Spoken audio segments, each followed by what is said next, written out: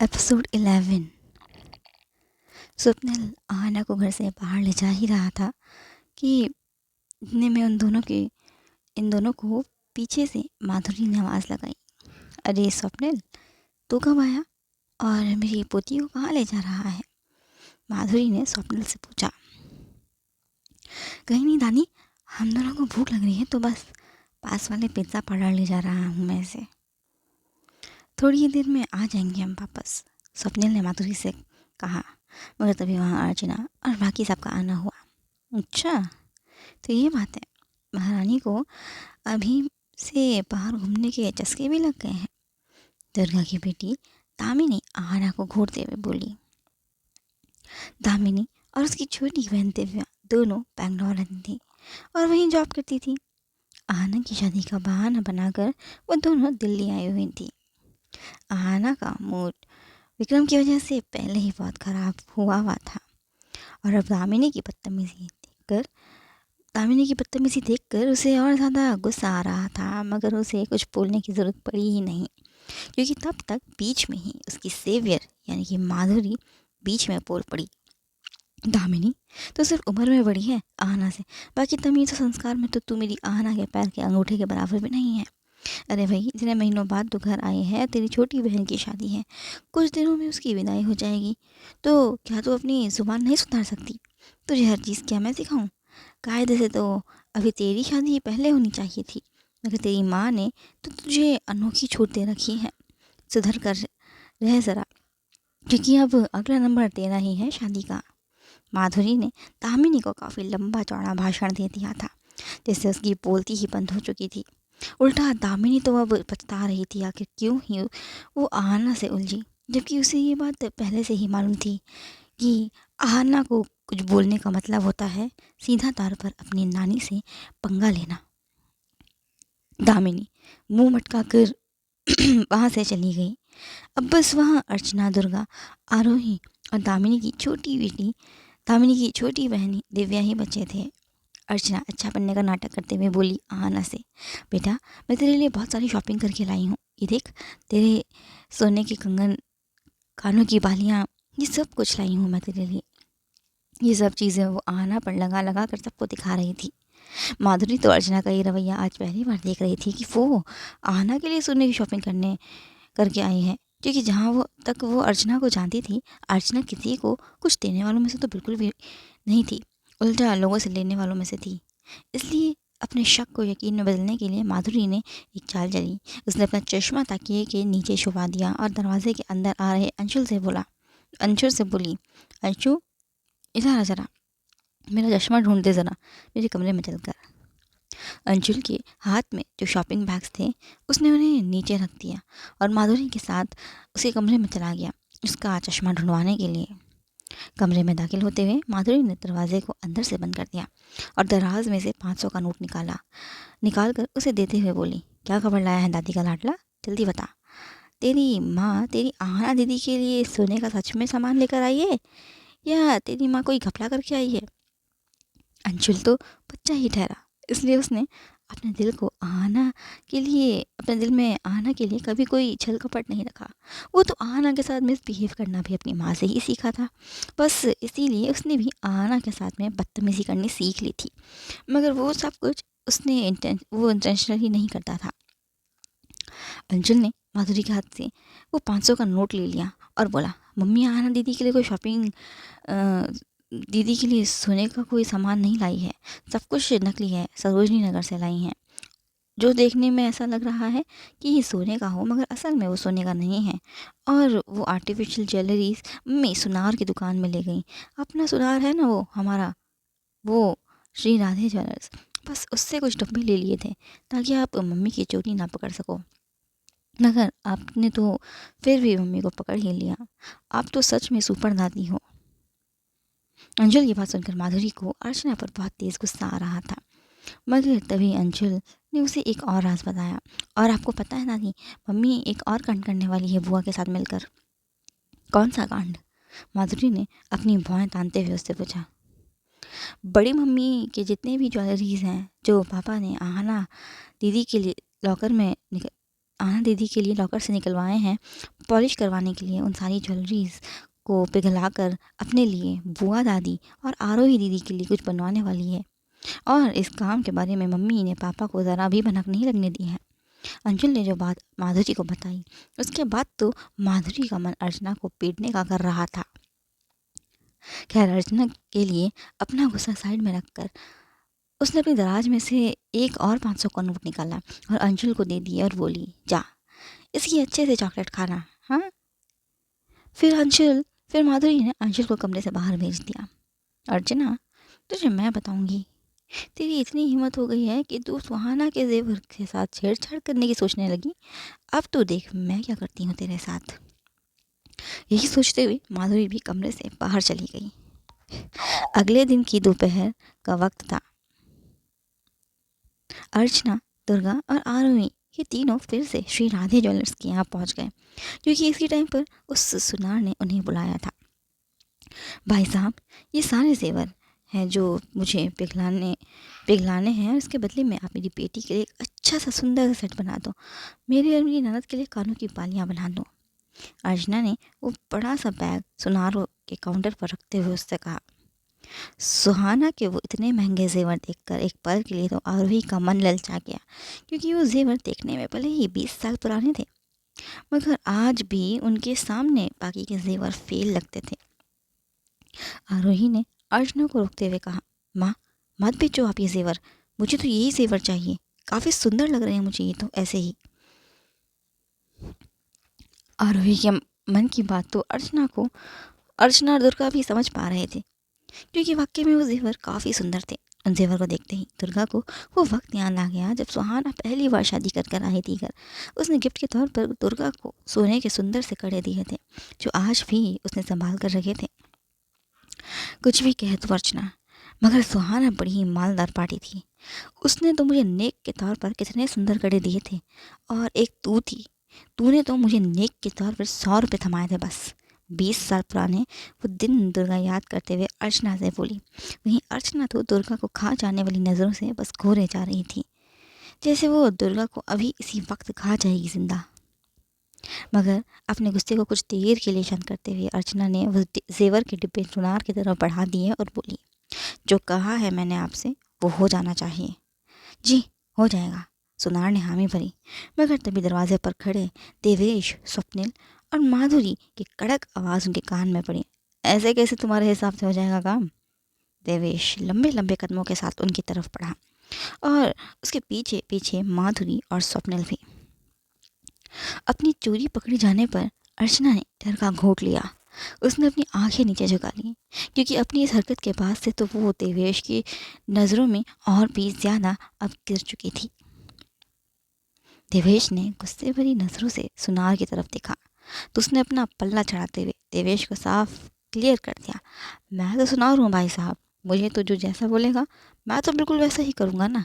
इसीलिए आप मुझे इस तरह गुस्से से मत देखो, और जो तमाशा आपको अपनी बीवी बहन के साथ करना है वो भी अपने घर जाकर करो, मेरी दुकान पर मत करो ये तमाशा। सुनार की बात देवेश को सही भी लग रही थी, इसलिए उसने अर्चना का हाथ कस कर पकड़ा और उसे खींच कर वहाँ से ले गया। स्वप्निल ने भी वो ज्वेलरी बैग उठाया और उस सुनार को आंखें दिखाकर वहाँ से चला गया। स्वप्निल की गाड़ी के पास पहुँचते ही वो सब वहीं पर रुक गए। स्वप्निल के हाथ में जो ज्वेलरी वाला बैग था, वो बैग वो देवेश को दिखाते हुए उससे बोला, मौसा जी, मैं ये ज्वेलरीज अपने सुनार के पास ले जा रहा हूँ पॉलिश करवाने के लिए। आज शाम तक वो इन ज्वेलरीज को पॉलिश करके भी दे देगा हमें। स्वप्निल की बात सुनकर देवेश मुस्कुराया और पलके झपकाते हुए उसे अप्रूवल दे दिया। मैं साथ में दादी को भी ले जाता हूँ। स्वप्निल ने माधुरी को भी अपने साथ ले जाने की बात कह दी, तो भी देवेश ने हामी भरी। गाड़ी में बैठने से पहले स्वप्निल ने कैब बुक कर दी थी देवेश, अर्चना, दुर्गा और आरोही के लिए। कुछ ही सेकंड्स में कैब वहाँ पहुँच गई, और फिर देवेश, अर्चना, दुर्गा और आरोही वो उनके घर छोड़ दिया। घर पहुँचते ही देवेश ने अर्चना से कुछ कहा या पूछा नहीं, उसने एक ज़ोरदार थप्पड़ उसके गाल पर लगा दिया। वो थप्पड़ इतना तेज था कि आहना भी सहम गई और आरोही, अंशुल, दामिनी और दिव्या भी। तेरी हिम्मत कैसे हुई मेरी सुहाना के जेवर के साथ छेड़छाड़ करने की? जवाब दे मुझे। अब देवेश का गुस्सा बस बढ़ता ही जा रहा था। उसने अर्चना को मारने के लिए अपना बेल्ट खोला और उसके बाद तो अर्चना की बुरी तरह से धुलाई हो गई देवेश के हाथों। आज के बाद अगर तूने सुहाना की चीज़ों पर हाथ भी लगाया तो मैं तेरे हाथ काट दूंगा, समझी? फिर अपनी बेल्ट वहीं फेंक कर वो वहां से चला गया। आहना को आहना को भी कोई दिलचस्पी नहीं थी अर्चना को संभालने में, इसलिए वो भी वहां से चली गई बिना कोई सिंपैथी जताए। तेरा तो भरता भाई ने तेरा तो भरता बना दिया भाई ने, नीली पीली हो गई है तू। पता नहीं मेकअप से कैसे छुप पाएगा ये सब।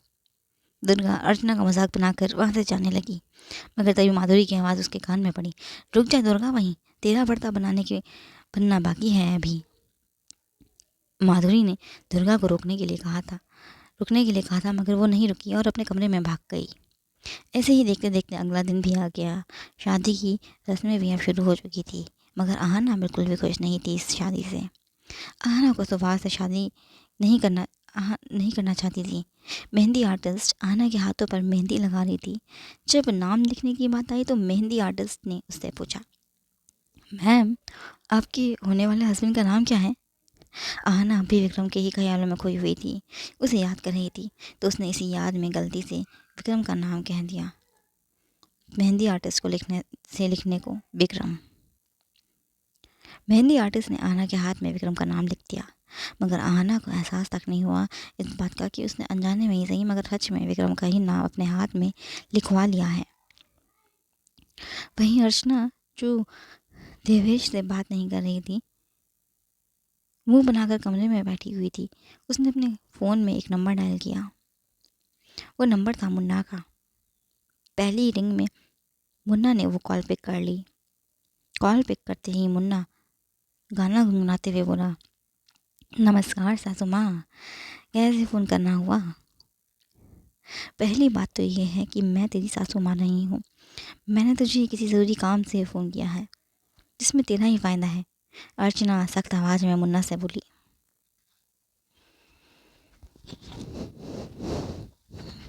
मेरा फ़ायदा?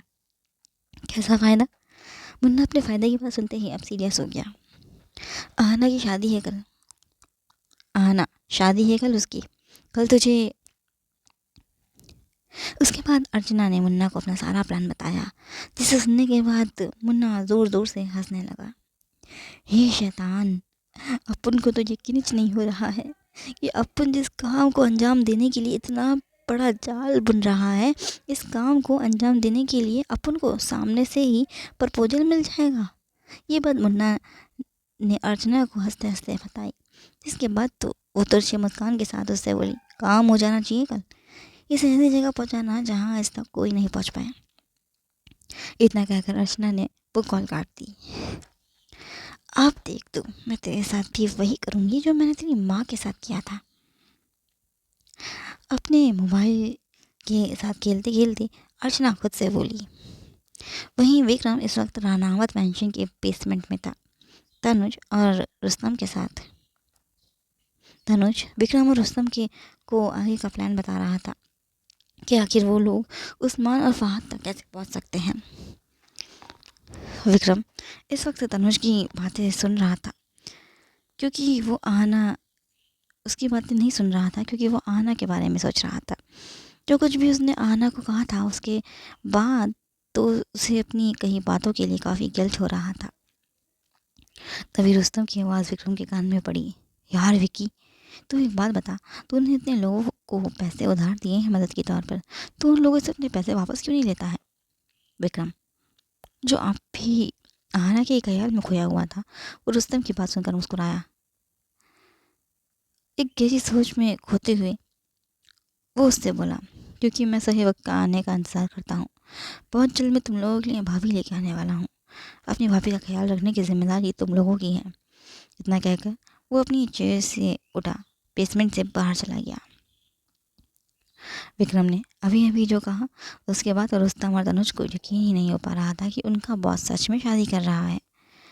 बॉस, दाल में कुछ काला लगता है, तनुज रुस्तम से बोला। दरवाजे की तरफ एक टुक नज़र गड़ाते हुए रुस्तम ने जवाब दिया, दाल में कुछ काला नहीं है, पूरी की पूरी दाल ही काली लगती है मुझे तो।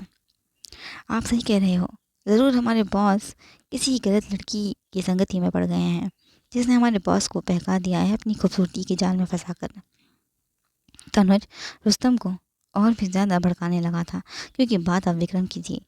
उन दोनों का ही मेन कंसर्न हमेशा विक्रम की सेफ्टी से रिलेटेड रहता था, क्योंकि वो दोनों नहीं चाहते थे कि कोई ऐसी वैसी लड़की उनके बॉस की ज़िंदगी में आए और उसे बेवजह बिना बात के परेशान करे, जिस तरह विक्रम को उसकी छोटी बहन कोमल किया करती है। उन दोनों को ही हमेशा विक्रम के लिए बुरा फील होता था, क्योंकि विक्रम को हमेशा खुद से पहले अपनी छोटी बहन कोमल के लिए सोचना पड़ जाता था। इसी तरह अगला दिन आ गया। शादी वाला दिन था। आहना अपने कमरे में शादी का जोड़ा पहने मिरर के सामने बैठी थी। अपने चीक्स पर ब्लशर अप्लाई करते हुए आहना खुद से बोली, मुझे ये शादी करने का मन ही नहीं है, तो फिर मैं ये शादी कर क्यों रही हूँ।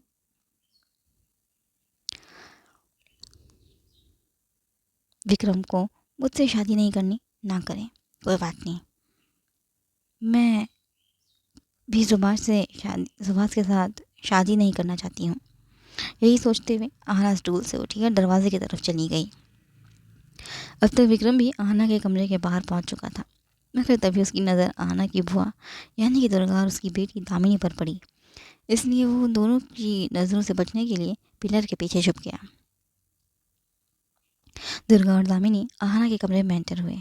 आहना को जैसे ही भनक लगी कि कोई उसके कमरे के नज़दीक आ रहा है, वो तुरंत अपनी चेयर पर जाकर बैठ गई। इतनी देर में विक्रम भी घुटनों के बल कमरे के अंदर चुपके से घुस गया और दरवाजे पर लगे पर्दे के पीछे छुप गया, क्योंकि वो पर्दे काफ़ी लंबे थे जिसे विक्रम पूरी तरह से छुप पा रहा था। ये छोटी बहन लग तो बहुत सुंदर रही है आज, एकदम सुहाना मामी की तरह। ऊपर से सुहाना मामी भी देखकर कितनी खुश हो रही होंगी तुझे देख के। दामिनी थोड़ा सा इमोशनल होते हुए आहना से बोली। दामिनी ने अभी अभी जो कहा आहना से, उसे सुनकर तो विक्रम को खुद पर बहुत तेज़ गुस्सा आ रहा था, क्योंकि उसने अनजाने में ये सही मगर आहना की स्वर्गवासी माँ के लिए अपशब्द कह डाले थे, जिससे उसकी माँ की आत्मा को काफ़ी ठेस पहुँची होगी। खैर, मैं तेरा मेकअप खराब नहीं करना चाहती हूँ तुझे रुलाकर, दामिनी ने लास्ट में ये लाइन ऐड करी। वहीं दुर्गा आहना के कान के पीछे काला टीका लगाते हुए उससे बोली, सुंदर लग रही है तू आज, किसी की नज़र ना लग जाए तुझे। वो आहना की बलाएं लेते हुए उससे बोली, बारात आ गई है, अभी वर पूजा चल रही है, थोड़ी देर में आएंगे हम तुझे लेने।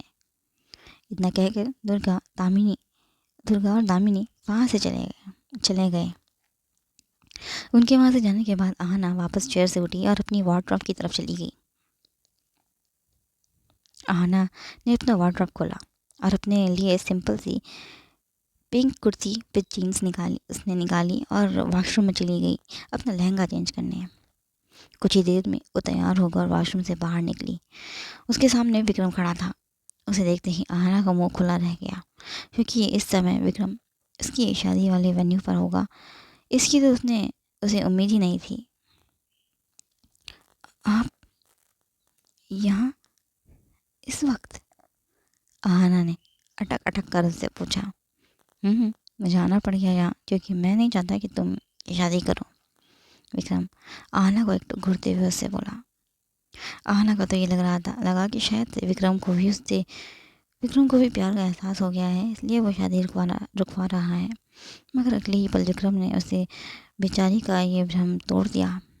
गलत फहमी तो बिल्कुल भी मत मानना तुम इस बात की कि मैं ये शादी करने से तुम्हें इसलिए मना कर रहा हूँ क्योंकि मैं तुमसे प्यार करता हूँ। इनफैक्ट मैं तुम्हें शादी करने से इसलिए रोक रहा हूँ क्योंकि तुम्हारे बाप ने अपना बिजनेस बड़ा करने के लिए मेरे बाप से पैसे उधार लिए हैं, जिन्हें तुम्हारा बाप चुका नहीं पा रहा है। मगर अपनी बेटी की धूमधाम से शादी करने के लिए तुम्हारे बाप के पास काफ़ी पैसा आ गया है। विक्रम आहना से जो कुछ भी कह रहा था वह एकदम सच था। देवेश ने सच में अपना कारोबार बढ़ाने के लिए 50 लाख की उधारी करी थी, मगर विक्रम के पाप से नहीं बल्कि विक्रम से ही उधार लिए थे। अब विक्रम आहना को अपनी असली पहचान तो बता नहीं सकता था, क्योंकि आहना की नज़रों में तो उसके लिए सिर्फ वो एक प्रोफेसर की पहचान में था। इसलिए वो आहना से आधा सच और आधा झूठ कह रहा था। आप मुझे बेवकूफ़ नहीं बना सकते सर। मैं जानती हूँ मेरे पापा को, कभी झूठ नहीं बोलते हैं। उन्होंने किसी से कोई पैसा उधार नहीं लिया है। इसलिए आप अपनी बकवास बंद करिए और जाइए यहाँ से। इतना कहकर आहना ने उसे फुल एटीट्यूड के साथ साइड किया और कमरे से बाहर जाने लगी, मगर विक्रम ने उसकी कलाई पकड़ ली और उसे अपनी तरफ खींचा। उसने अपनी पॉकेट से बेहोशी का इंजेक्शन निकाल कर आहना की कलाई पर लगाते हुए उससे कहा, तुम्हारी शादी मुझसे होगी, तभी तो तुम तुम्हारे बाप का कर्जा चुका पाओगी। उसके बाद आहना की आंखें धीरे धीरे बंद हो गईं। विक्रम ने आहना को अपनी गोद में उठाया और अपने फ़ोन से अपने किसी आदमी को मैसेज किया, घर की सारी लाइट्स ऑफ कर देने के लिए, ताकि वो शांति के साथ बिना शोर करे आहना को वहाँ से ले जा सके। लाइट्स ऑफ होते ही विक्रम आहना को वेन्यू से ले गया। उसके वहाँ से जाते ही लाइट्स वापस आ गईं। तभी पंडित जी बोले, अब आप वधू को बुला लीजिए। मगर वहाँ वेन्यू पर तब तक मुन्ना का आना हुआ। मुन्ना के साथ उसके आदमी भी थे। उन्हें देखते ही स्वप्निल देवेश दोनों को ही गुस्सा आ गया। वो दोनों को मुन्ना को तोड़फोड़ करने से रोकने के लिए आगे बढ़े। देवेश ने जैसे ही मुन्ना को मारने के लिए अपना हाथ हवा में उठाया, तभी उसने देवेश को जोर से पीछे धकेल दिया। मुन्ना की इस हरकत से तो स्वप्निल, अर्चना और बाकी सबको भी गुस्सा आ गया। स्वप्निल ने मुन्ना को पंच करने के लिए जैसे ही अपना हाथ हवा में उठाया, वैसे ही मुन्ना ने स्वप्निल के हाथ पर गोली मार दी। इससे तो काफ़ी बेरहम और खूंखार लग रहा था। गोली की आवाज़ सुनते ही सब मेहमान इधर उधर भागने लगे। वहाँ हड़कंप मच गया।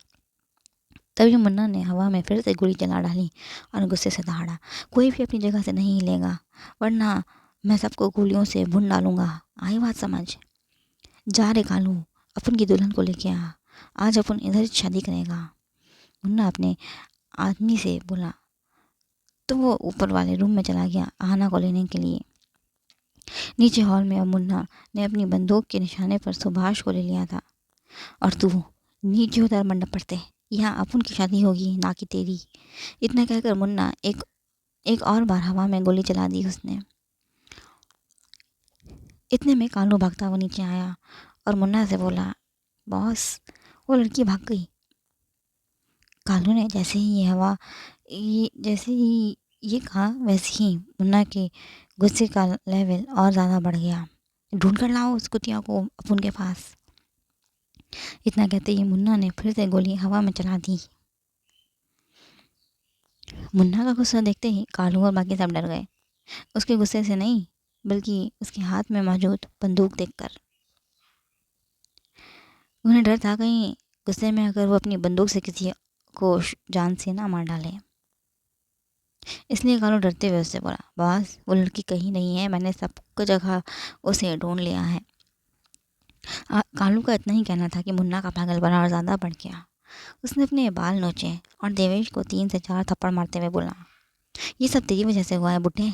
तो अगर अपनी बेटी की शादी मुझसे करवाने से मना नहीं करता उस टाइम, तो वो तेरी नाक कटवा कर शादी छोड़कर भाग नहीं जाती। देवेश ने लगभग अपने होश खो ही बैठा था। जो कुछ भी आज हुआ था उसके बाद तो देवेश की धीरे धीरे आंखें बंद हो गई, क्योंकि वो अब अपने होश खो चुका था। खैर मुन्ना जैसा शैतान को तो किसी की भी दर्द तकलीफ से कोई फ़र्क नहीं पड़ता ही नहीं था। इसीलिए उसने देवेश को वहीं पड़े रहने दिया और दुर्गा की तरफ बढ़ा। दुर्गा के पीछे उसकी दोनों बेटियां छुप रही थी, क्योंकि वो दोनों मुन्ना की बुरी नज़रों को महसूस कर पा रही थी अपने ऊपर। मुन्ना जैसा बेरहम इंसान जो किसी की उम्र का भी लिहाज नहीं करता, उसने बड़ी ही आसानी से दुर्गा का हाथ कस के पकड़कर उसे साइड कर दिया और दामिनी को ऊपर से नीचे तक पूरा स्कैन करने के बाद बोला, अपन को मिल गई अपने लिए नई दुल्हन। उसने दामिनी का हाथ कस के पकड़ लिया तो वो ज़ोर ज़ोर से चिल्लाने लगी, दामिनी के चिल्लाने की वजह से मुन्ना का गुस्सा आउट ऑफ कंट्रोल हो गया, जिस वजह से उसने दामिनी को कस के एक थप्पड़ लगा दिया और अपने होठ पर अपनी इंडेक्स फिंगर रखकर उसे चुप रहने का इशारा किया। श्श, एकदम चुप। मुन्ना दामिनी को ज़बरदस्ती घसीटते हुए मंडप पर ले गया और फिर उसे ज़बरदस्ती शादी भी कर ली। दुर्गा की आंखों के सामने उसकी बेटी के साथ ये सब हो गया और वो कुछ भी नहीं कर पाई। अब जाकर उसे कहीं ना कहीं एहसास हो चुका था कि जो वो आना के साथ करना चाहती थी बेरहमी से, आज वो सब उसकी खुद की बेटी के साथ हो गया था। वो भी अपने होश खो ही बैठी थी। उसे अंदर से बार बार यही आवाज़ आ रही थी कि उसे उसके बुरे कर्मों का फल मिलना शुरू हो चुका है। जो बुरी फसल उसने बोई थी, आज उसकी वो फसल उसकी आंखों के सामने उसकी ही बेटी को काटनी पड़ गई थी। वहीं अर्चना तो देवेश को होश में लाने के लिए कोशिश कर रही थी, मगर देवेश उठ ही नहीं रहा था। वो उसके हाथ चला रही थी। वही सेम हाल माधुरी का भी था। माधुरी भी होश में नहीं थी। उसे तो ले देकर अपनी पोती आहना की चिंता लगी हुई थी, क्योंकि उसका दिल उससे कह रहा था कि आहना शादी से भागी नहीं है, बल्कि किसी मुसीबत में पड़ चुकी है, यानी कि एक जाल से निकलकर वो एक दूसरे जाल में जाकर फंस चुकी है। आज के लिए बस इतना ही। अगर आपको आज का एपिसोड अच्छा लगा तो वीडियो को लाइक करें, शेयर करें, कमेंट करें और चैनल को सब्सक्राइब करना ना भूलें। Till then take care and bye bye.